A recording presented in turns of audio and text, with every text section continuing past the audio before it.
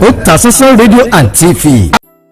ìròyìn tó ń tẹ̀ wá lọ́wọ́lọ́wọ́ ó jẹ́ ká mọ̀ wípé àwọn ọmọ ilé ìgbìmọ̀ asòfin ìpínlẹ̀ Ògùn wọ́n ti yọ olórí ilé lọ́jọ́ ìṣẹ́gun Tuesday.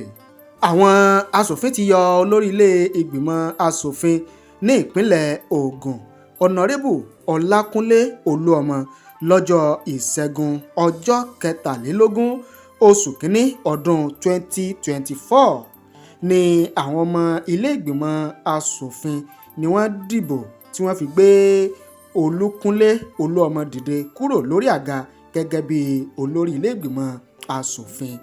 Kí ló ṣe okùnfà ìṣẹ̀lẹ̀ yìí? Kí ni sábàbí tó ṣe okùnfà bí wọ́n ṣe yọ Olukunle Oluomo kúrò gẹ́gẹ́ bí olórí ilé ìgbìmọ̀ asòfin? Àwọn mélòó ni wọ́n dìbò? Àwọn mélòó ni wọn ò dìbò? Àwọn mélòó ni wọ́n wà nílé ìgbìmọ̀ asòfin? Ẹ̀kúnrẹ́rẹ́ ìròyìn náà ń bọ̀ lórí ìkànnì wa lórí YouTube Otasansan rédíò TV Yorùbá, lórí Facebook Otasansan Media TV, lórí TikTok Otasansan oníròyìn Yorùbá. Ẹ máa bá wa kálọ. Otasansan Media àtúntìdé o.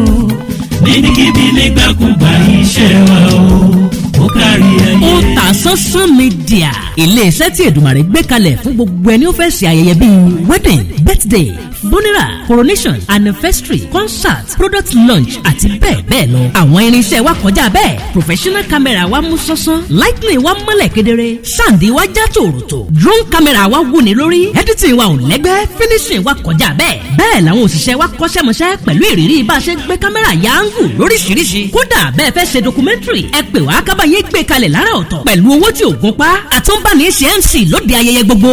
ẹ pè wá sójú òpó 07063291779. iléeṣẹ́ wa wà ní nọ́mbà 13 Ọlágòkè Àkànó Street, Àbáyọ̀mí Ìwó Road, Ìbàdàn. Otasansan Media níbikíbi.